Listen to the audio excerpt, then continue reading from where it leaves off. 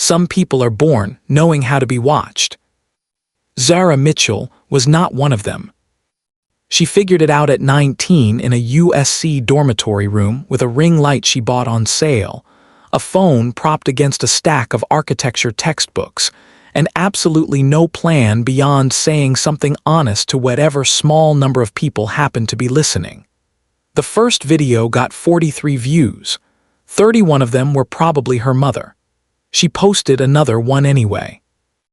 That was 5 years ago. Today Zara is 24 years old. White, blonde hair that she wears in the specific effortless way that takes 40 minutes and 2 products to achieve.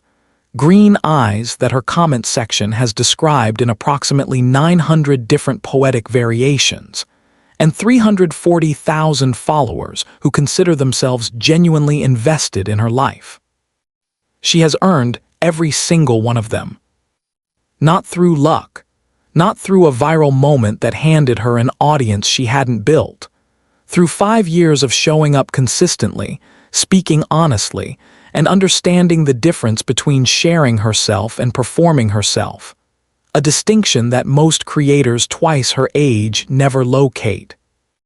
Her apartment in Los Angeles reflects the life she built, ring light in the corner, editing setup along one wall, a window that catches the afternoon light in a way she planned when she signed the lease. Professional and personal occupying the same space, because for Zara Mitchell, they have always been the same space.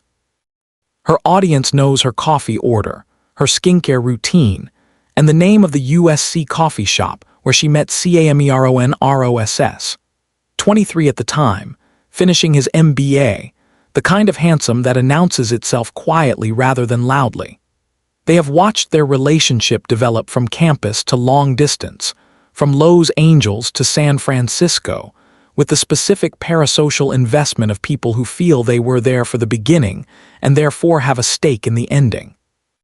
They are not wrong about having a stake. They are wrong about what that stake entitles them to.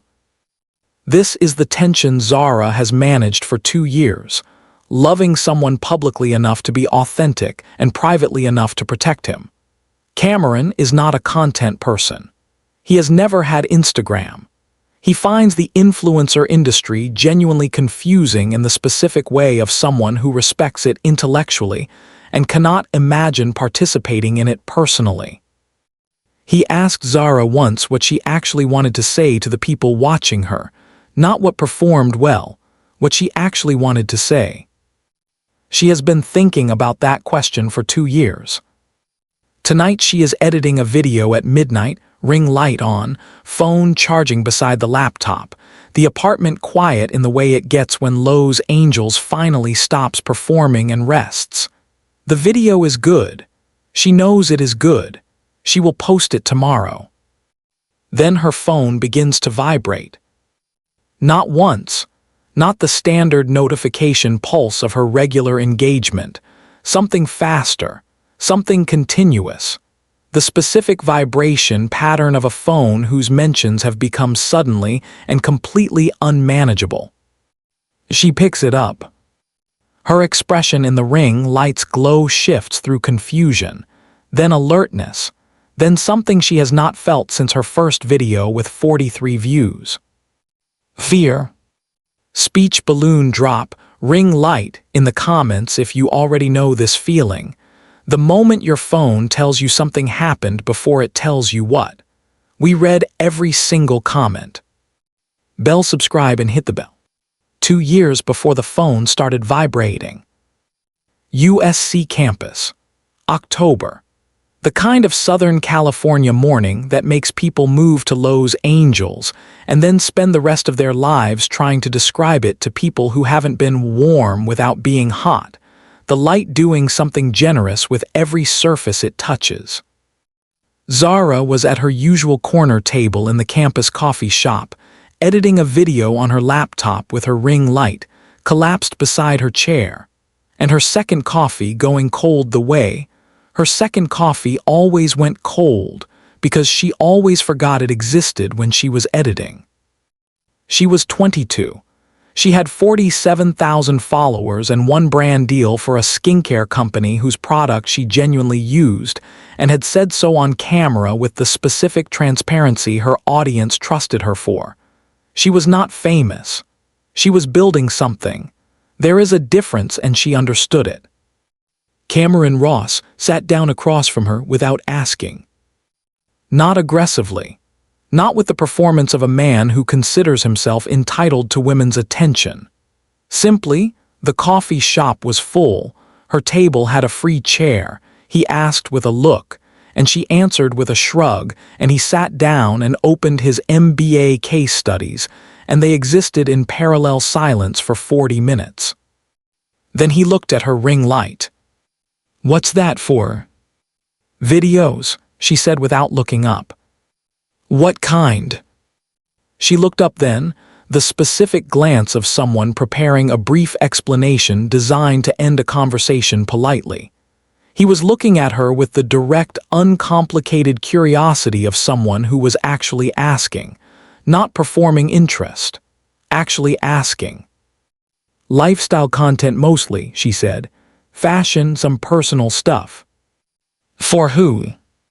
"My audience." He nodded, looked at the ring light again, then back at her. "What do you actually want to say to them?" The question landed differently from every other question she had been asked about her work. Not how many followers, or do you make money, or have you gone viral. The three questions she fielded at every social gathering and had smooth, efficient answers for. Just, what do you actually want to say? She didn't have a smooth, efficient answer for that one. They talked for 2 hours. He was 23, finishing his MBA from Portland originally, the kind of person who listened with his full attention rather than waiting for his turn to speak. He thought her industry was genuinely confusing, and said so without condescension. He asked real questions about it. She gave him real answers, not the content-ready version she usually offered, but the actual ones she kept for herself. She showed him her channel that evening. He watched 4 videos straight through without commenting on the production quality or the lighting or the aesthetic. Then he said, "You're more honest on camera than most people are in person. That's rare." She posted the next day. 47,000 followers became 48,000. She told herself it was the content.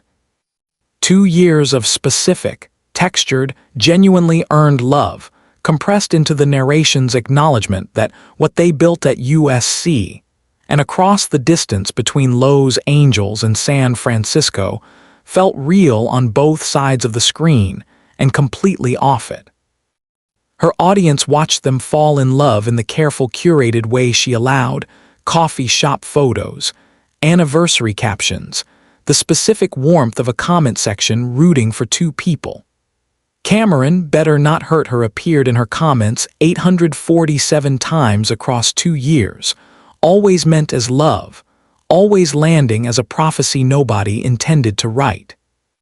Then San Francisco arrived.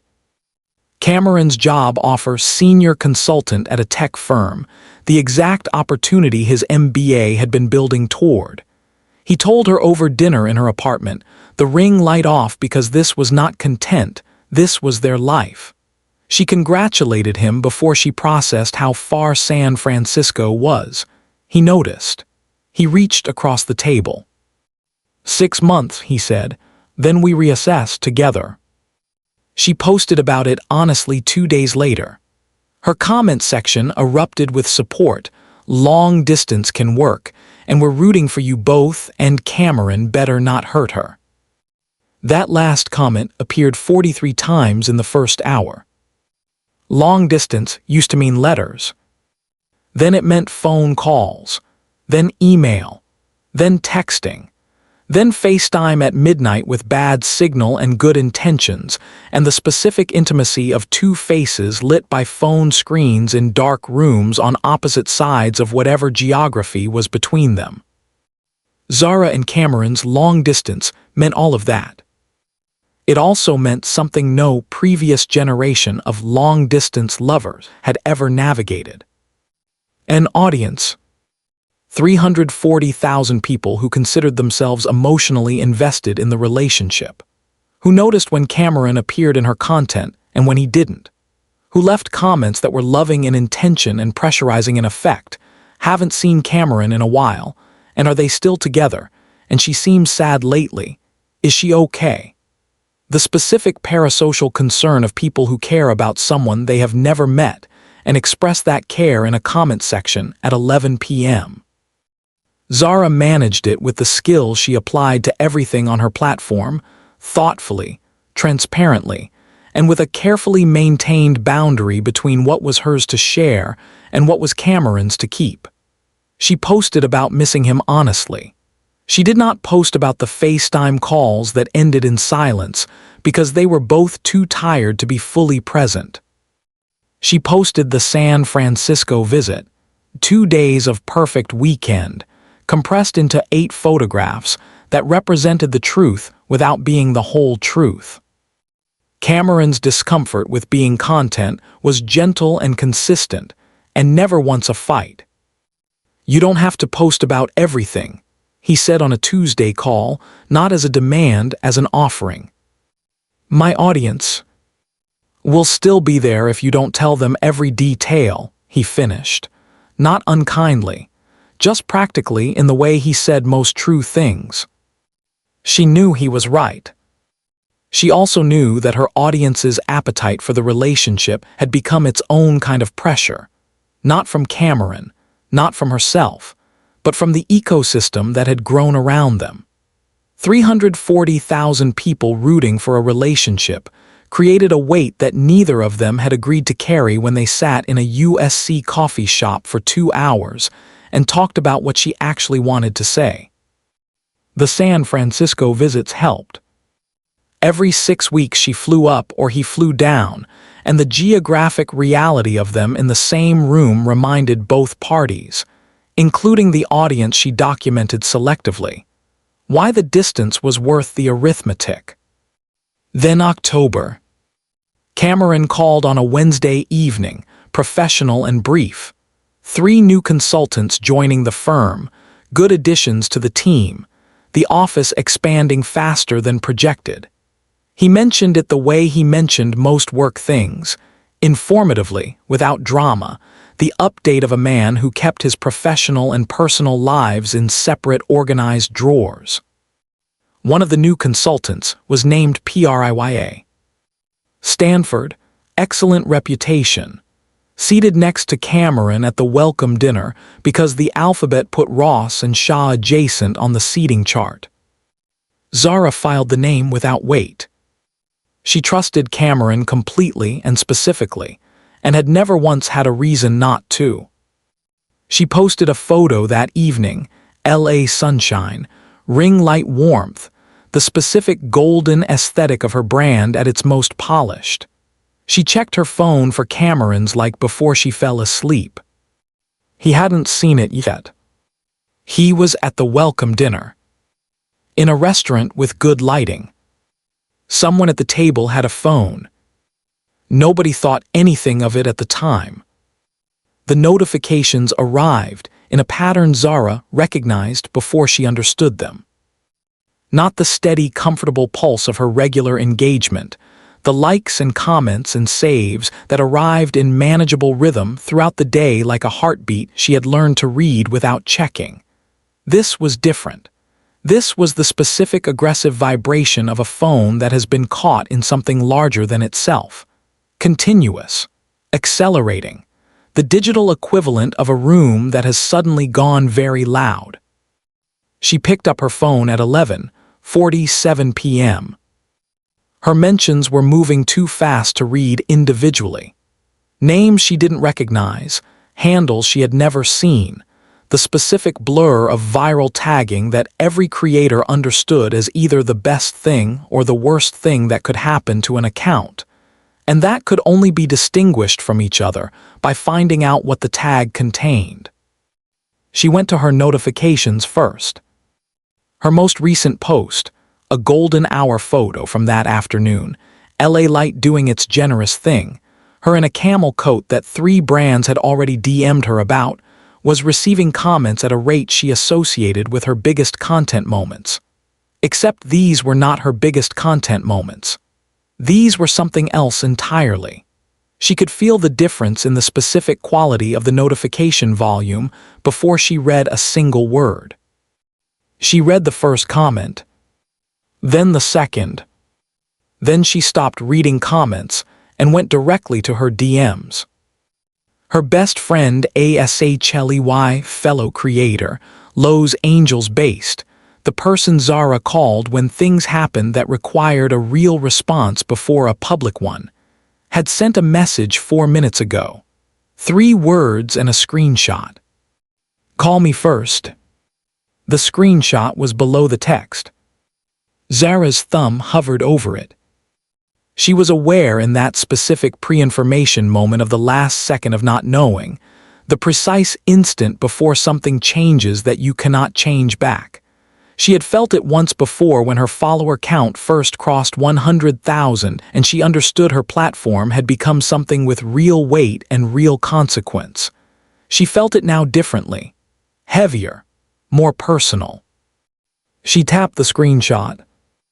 It loaded slowly, the way things always load slowly when you need them to load fast, the image resolving from the top down, pixels assembling themselves into a story she wasn't prepared for. Cameron. A San Francisco rooftop. Night.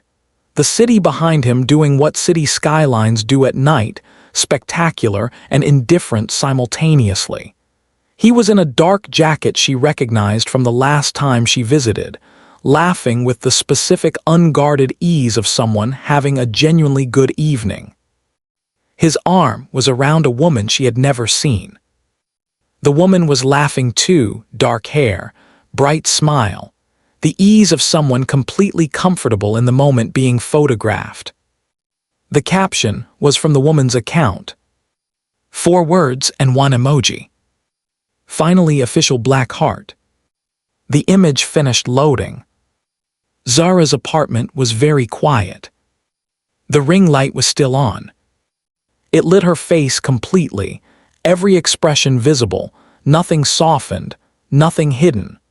Green eyes moving from the screenshot to the caption to the faces in the photograph and back to the caption again. Finally official. Her comment section had read those 2 words and drawn one conclusion with the unified certainty of 340,000 people who loved her and had been waiting 2 years to be proven right about the man she chose.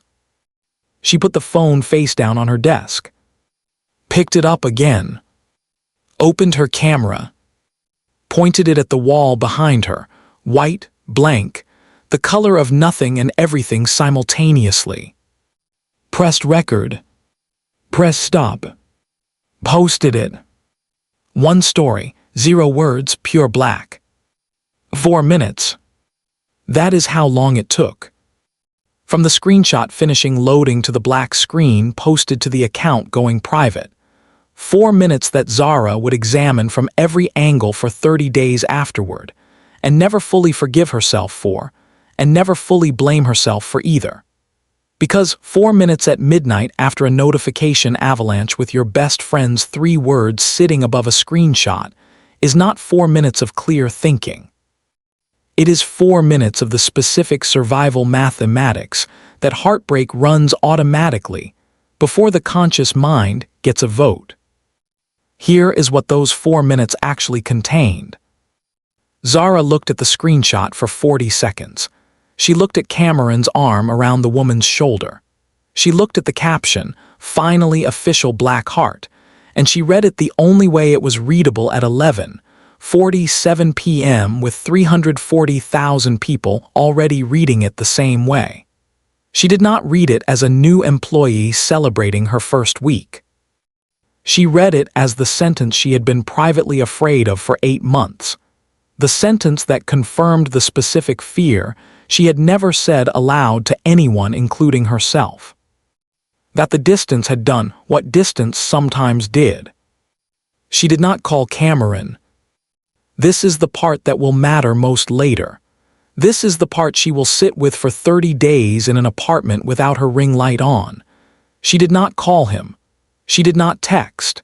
She did not DM Priya's account asking for context or an explanation or anything that would have taken 4 minutes and cost nothing and given her everything.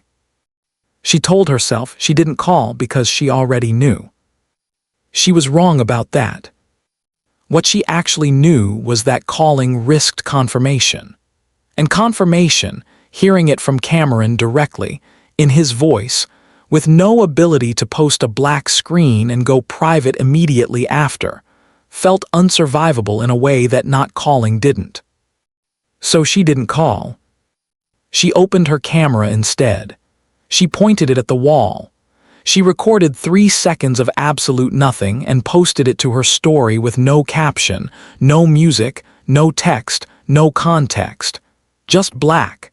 The specific visual language of a creator who has nothing left to perform. Then she went to her settings. Tapped the account privacy toggle. Watched her account disappear from public view in one motion. 340,000 people lost access to her simultaneously. The brand deals that required public account status became immediately complicated. The algorithm that had been rewarding her consistency for 2 years registered the change and began its penalty calculations. None of this reached her consciously in the 4 minutes. It would reach her later. Right now, there was only the specific relief of making herself unreachable, before anyone could reach her, with the thing she was afraid to hear confirmed. Her phone kept vibrating for 47 minutes after she went private. She put it in her nightstand drawer. She lay in her apartment in the dark, ring light off for the first time since she could remember, Lowe's Angels doing its nighttime thing outside her window, the city completely indifferent to the 4 minutes that had just happened inside one apartment on one block. She did not sleep. Cameron's phone was in his jacket pocket. On silent. A professional habit she had always respected and occasionally resented, and had never once, in 2 years, considered the specific cost of until tonight. He was finishing dinner. He was laughing at something someone at the table said. He was having the kind of uncomplicated good evening that people have when they do not know that somewhere in Lowe's Angels their name has become a trending topic, and the woman they love has gone dark and private, and completely unreachable in 4 minutes flat. He drove home in a good mood. He parked in his building's garage. He turned off the engine. He took his phone out of his jacket pocket. He took it off silent. Some of us have made a 4-minute decision that cost 8 months because calling felt more dangerous than losing. We called it instinct. We called it knowing. What it actually was fear wearing the costume of certainty. Zara was not weak. She was human. And sometimes being human at midnight with a screenshot on your phone is the most expensive thing you can be. Cameron Ross was not a dramatic person. This was not emotional unavailability or masculine stoicism, or any of the categories his generation had developed precise language for. It was simply his nature, a man who processed things quietly, responded proportionally, and had never once in his adult life sent a text message containing more exclamation points than the situation genuinely warranted. He took his phone off silent in the parking garage at 11:52 p.m. The notifications loaded in the specific sequence that would replay in his memory for the next 28 days, with the clarity of something experienced rather than remembered. First the number, 47 unread texts from numbers he didn't recognize. Then the missed calls 6, 4 of them from Zara, 2 from a number he identified after a moment as Priya's work cell. Then Instagram notifications from an app he had downloaded twice and deleted twice, and currently had installed in the unused back pages of his phone, because Zara had asked him to so she could tag him in things he would otherwise never see. He opened the texts from strangers, first because their volume was the most disorienting. He should not have opened the texts from strangers first. They were not kind. He read 4 of them before he understood the shape of what had happened and stopped reading. Then he opened Instagram slowly, with the specific deliberateness of someone who already understands that what they are about to see cannot be unseen, and found the post. Priya's account. The rooftop. His arm around her shoulder in the way you put your arm around a colleague's shoulder at a work celebration when a photograph is being taken, and nobody has assigned any meaning to the gesture yet. Finally, official black heart. He read the caption 3 times. He understood what it meant. He understood with complete clarity what it looked like to someone reading it at 11 p.m. without context. He understood that 340,000 people had read it before he did, and had drawn the conclusion that the caption invited, and that Zara had been among them. He called her immediately. The call didn't connect, not voicemail, not ringing, the specific dead air of a phone that has been made unreachable deliberately. He called twice more. Same result. Then he called Priya. She answered on the first ring, already talking before he finished saying her name. I know, I just saw, I'm so sorry, it was about the job. I meant the job, obviously I meant the job. I've been trying to explain in the comments, but it keeps getting worse. He sat in the parking garage for 6 minutes letting her explain what he already understood. The caption, the context, the viral spread, Zara's black screen, Zara's account going private, the comment section that had decided something and was defending its decision with the specific aggression of people who believe they are protecting someone they love. Post a clarification, he said when Priya finished. I already drafted it. Post it now. She posted it at 12:09 a.m. Clarification. I meant my job is finally official, loudly crying face, please stop tagging his girlfriend. Cameron sat in his car and watched the clarification spread with the specific speed of the internet correcting itself. Faster than it should have needed to, because it should never have needed to at all. The clarification went viral within 40 minutes. The comment section shifted. The strangers who had texted him unkind things did not text back to retract them. He tried Zara's number one final time. Dead air. He went upstairs to his apartment and sat on his couch in his good jacket from the dinner he'd had before his evening became something else entirely. He looked at his phone. He looked at Priya's clarification, gathering momentum on a platform he barely understood. He looked at the ceiling. Then he opened his laptop and found flights to Los Angeles. The earliest was 6:15 a.m. He booked it without calculating the cost. Zara's manager, Diana, called at 8 a.m. the morning after the black screen.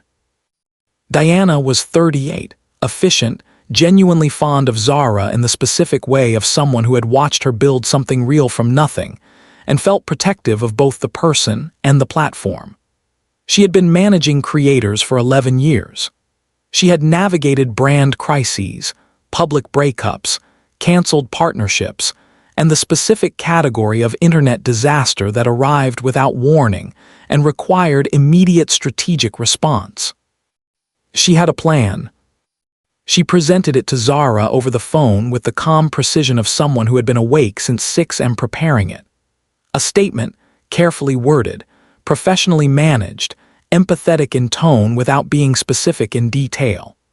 Posted to Zara's story within the next 4 hours while the conversation was still at peak volume. Designed to acknowledge the situation without confirming or denying, to protect existing brand relationships, and to signal to her audience that she was okay.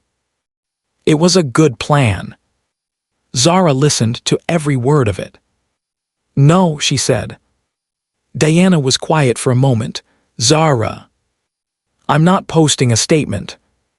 3 brand deals have already emailed. I know. if we don't respond in the next. Diana, her voice was not unkind. It was the specific voice of someone who has made a decision in the night and arrived at morning still holding it. I need 30 days. The silence on the other end of the phone contained 11 years of professional experience, calculating the cost of 30 days offline for an account with 340,000 followers and 3 pending brand relationships, and an algorithm that rewarded consistency above almost every other metric. 30 days will cost you, Diana said finally. I know, Zara said. Post it anyway. She turned her phone off at 9 a.m. Not on silent. Off. The specific committed darkness of a device that is not managing notifications or measuring engagement or waiting for cameras like on a photo he hasn't seen yet. Just off. A black rectangle in a kitchen drawer beside batteries she never used and a takeout menu for a restaurant that had closed 2 years ago. The first 3 days were the hardest. Not because of the platform, because of the silence. Zara had been creating content since she was 19. 5 years of consistent presence had built neural pathways around documentation, around framing experience as shareable, around the low-level continuous background question of whether this moment was content. Without the platform, the question kept arriving and finding nothing to land on. She went for walks without photographing them. She cooked dinner without filming it. She sat with her feelings without captioning them, which turned out to be the most disorienting of the 3 because Zara was good with words and had spent 5 years converting her interior life into language her audience could receive, and the version of that process that happened in private with no audience to receive, it was quieter and slower, and more honest than anything she had posted in 2 years.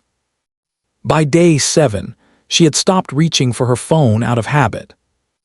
By day 14, she had read 3 books she had been meaning to read since USC. By day 20, she understood something about herself and Cameron and her platform that the noise had been covering, that she had been managing her audience's relationship with their love story for so long that she had occasionally lost track of her own relationship with it. Not Cameron's fault. Not her audience's fault. Simply, the specific cost of loving someone publicly that she had been paying without fully accounting for it. By day 25, Diana called her landline, the one Zara had forgotten she had, to report that 2 brand deals had canceled and one had extended their contract deadline and was waiting. 40,000 followers had unfollowed during the absence. The algorithm had deprioritized her account in every measurable category. Okay, Zara said. That's your response, Diana asked. That's my response. Day 28. Zara was on her couch reading. No ring light. No camera. Natural afternoon light coming through the window she had chosen when she signed the lease because of the way it caught the afternoon, and she had never once filmed in it because it was hers. Just hers.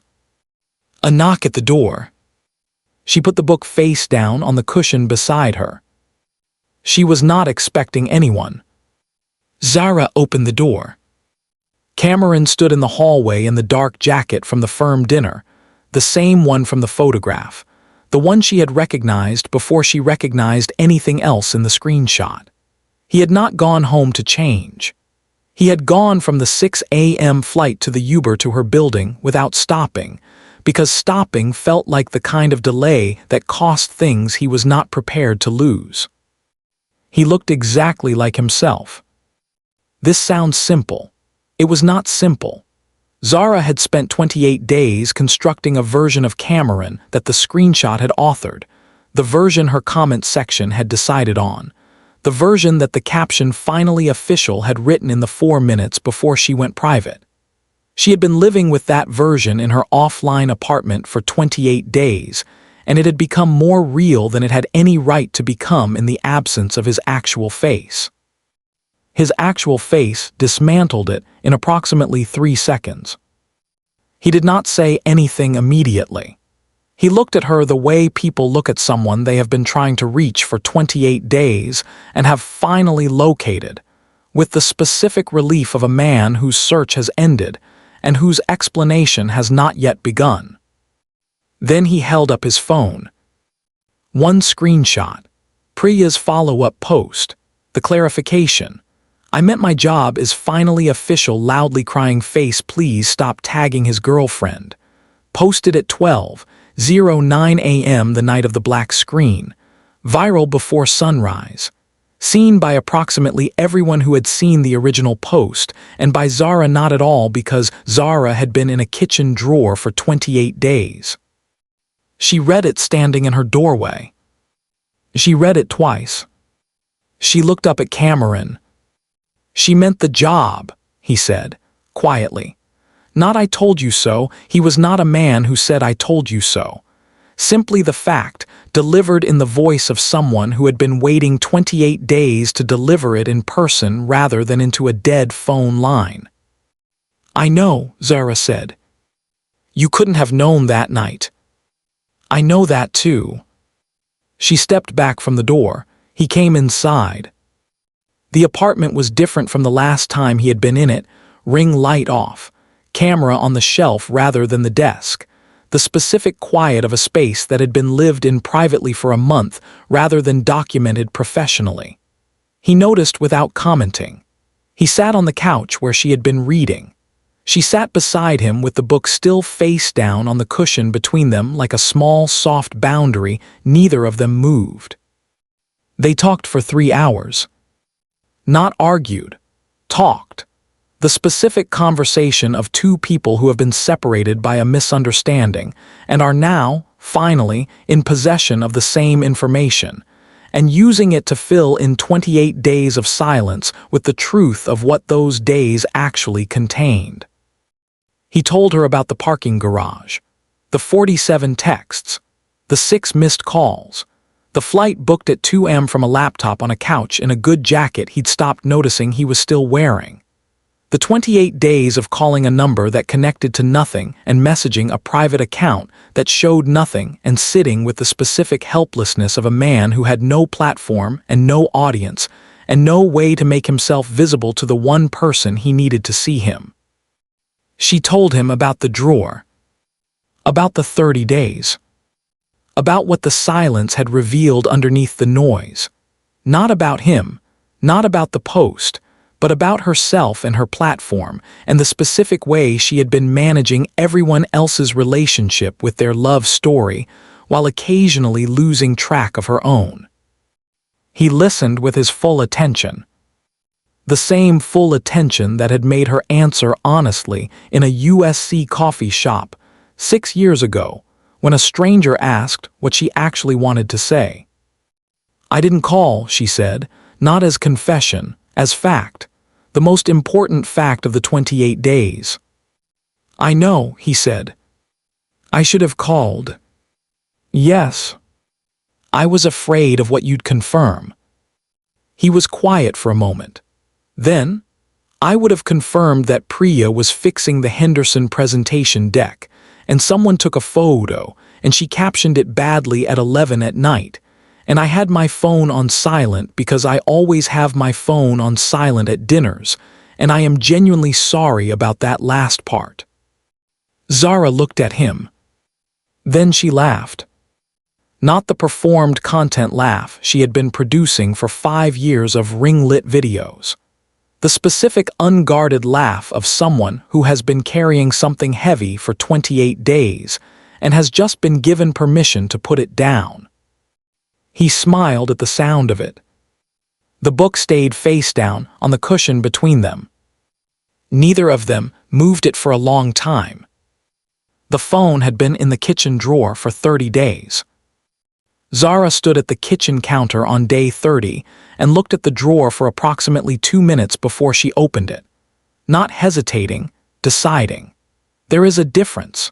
Hesitation is the absence of readiness.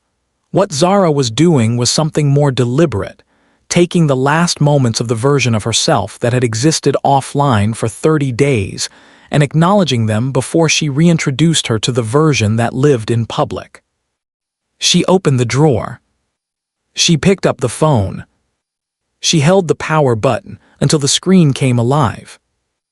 The notifications loaded with the specific violence of 30 days of compressed digital activity arriving simultaneously. A number so large it had stopped being a number and become a condition. She did not try to read them individually. She set the phone on the counter and made coffee, and let it vibrate through the backlog the way you let a storm pass rather than trying to stand in it. When the vibrating stopped, she picked it up. She went to her comment section first. What she found there was not what she expected, which was the lingering aftermath of outrage, the specific cruelty of an internet mob that had decided something and was defending its decision. What she found instead was the internet's entire emotional cycle compressed into one comment section. Outrage in the early comments, then confusion as Priya's clarification spread, then the specific sheepishness of people realizing they had been wrong, then apology, then the quieter sustained concern of where did she go and is she okay, and we miss her that had been accumulating for 28 days like sediment. The comment section had convicted Cameron at midnight. It had exonerated him by sunrise. It had spent 28 days worrying about Zara in the specific helpless way of people who cared about someone who had made herself unreachable. She read for a long time. Then she called Diana. Diana answered immediately. The answer of someone who had been waiting 30 days for this specific call, and had not once during those 30 days said "I told you so," because she understood that some things mattered more than professional vindication. The damage report was honest and specific. 2 brand deals canceled permanently, 1 extended and waiting, 40,000 followers lost to the absence, the algorithm requiring 3 to 4 weeks of consistent posting to restore its previous trust in the account. Real costs, real numbers. Diana delivered them without softening. "Okay," Zara said. "That's still your response." "That's still my response." She sat with the professional cost for the rest of the morning. It was real, and she did not minimize it. The brand deals represented income. The followers represented 5 years of trust building that the absence had eroded in ways that consistent posting would repair only partially. She had known this was possible when she put the phone in the drawer. She had chosen it anyway. The choice still felt correct. In the afternoon, she opened her DMs. There were thousands. She did not try to read them all. She scrolled with the practiced eye of someone who knew how to locate the specific kind of message that required a response among the volume that didn't. She was looking for nothing in particular. She found something specific. A DM from an account she didn't recognize, small, 2,000 followers. A young creator from Ohio named Jessica, who had been posting lifestyle content for 8 months, and whose message was dated day 14 of Zara's absence. "I know you won't see this for a while. I just wanted to say that watching you go private, not posting a statement, not performing your pain for engagement, just going quiet when you needed quiet changed something for me. I've been in a situation with my own platform for 3 months and I kept thinking I had to manage it publicly because that's what creators do. You showed me that going offline isn't failure. It's just choosing yourself. I hope you come back when you're ready, not before." Zara read the message twice. Then she got up from her desk and walked to the window, the one she had chosen for its afternoon light and never filmed in because it was hers. She stood in it for a long time. Then she came back to her desk. She picked up her phone, not the ring light setup, not the professional camera, just her phone in her hand in the natural light from the window that was hers. She opened her camera. She pressed record. She did not have a script. She did not need one. She talked for 4 minutes and 30 seconds, The specific unhurried pace of someone who has spent 30 days in silence and has finally found the thing she actually wants to say. Not a statement, not a crisis management post, not content. Just Zara Mitchell in natural light telling the truth about what the last 30 days had contained, and what she had found in them, and what she understood now about her platform and her relationship, and the difference between sharing her life and offering it up for other people to decide the meaning of. She pressed stop. She looked at the video for a long moment. She pressed post. She put the phone face down on the desk. She did not watch the notifications arrive. Cameron was on the couch behind her. He had been there for 2 days. He did not watch the notifications either. He was reading an actual book, not a caption, the same one she had been reading when he knocked on her door, and he looked up when she put the phone down and she looked back at him, and neither of them said anything because nothing needed to be said. The video was already out in the world. The world would do what the world did.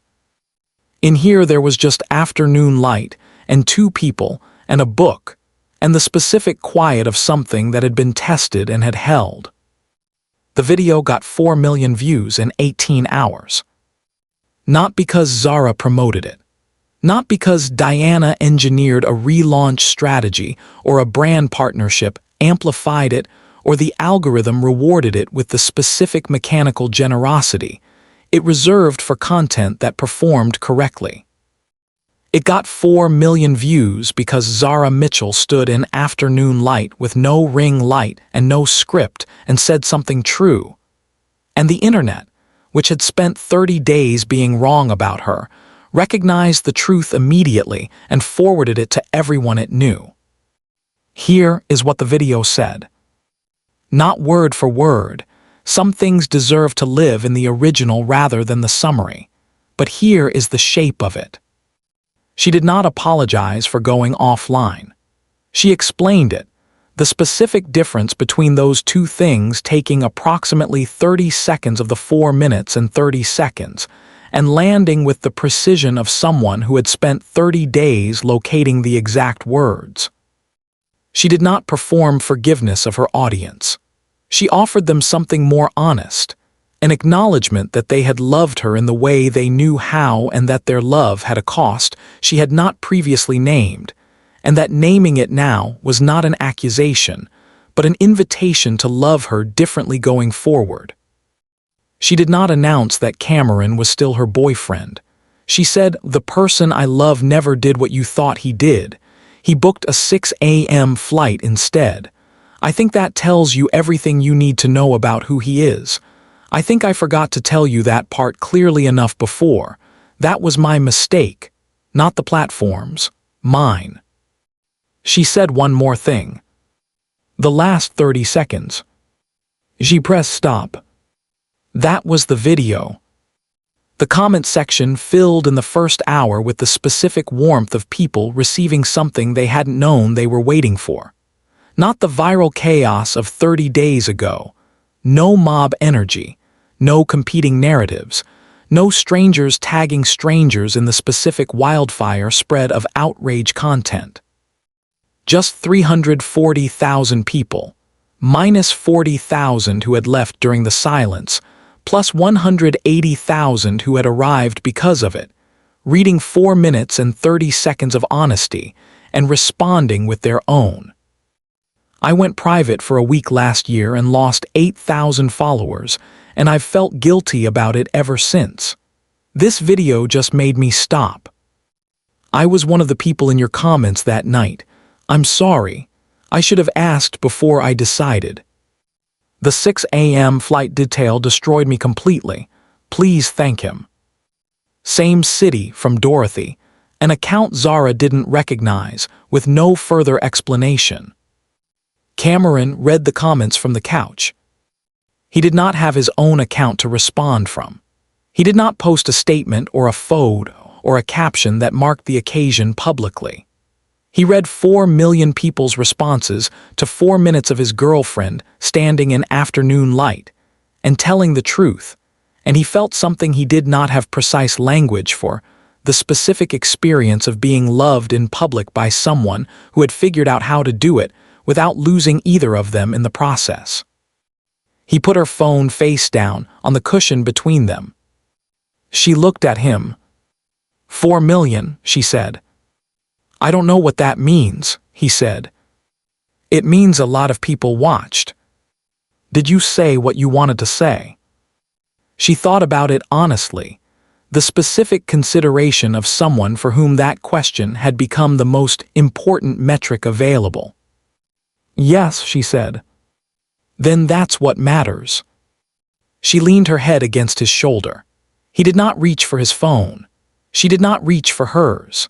The afternoon light from the window moved across the floor in the slow way it moved when nobody was filming it, unhurried, unoptimized, just light doing what light did in an apartment on an ordinary afternoon that was also the first afternoon of whatever came next. Diana called it 7 p.m. The waiting brand deal had confirmed. 2 new partnership requests had arrived from the video's spread, both from companies Zara had respected for years and never expected to approach her. The algorithm had not just restored its previous trust in the account, it had elevated it.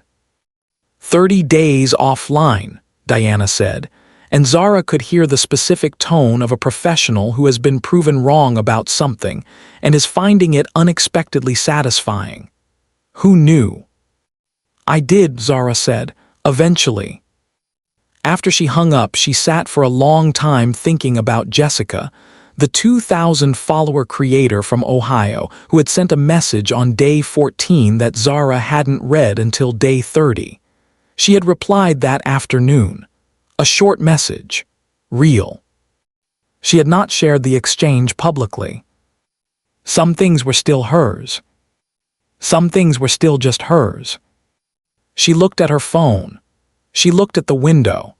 She looked at Cameron still on her couch with the book he had been reading for 3 days because he was the kind of person who read slowly and carefully and did not skim to find out how things ended.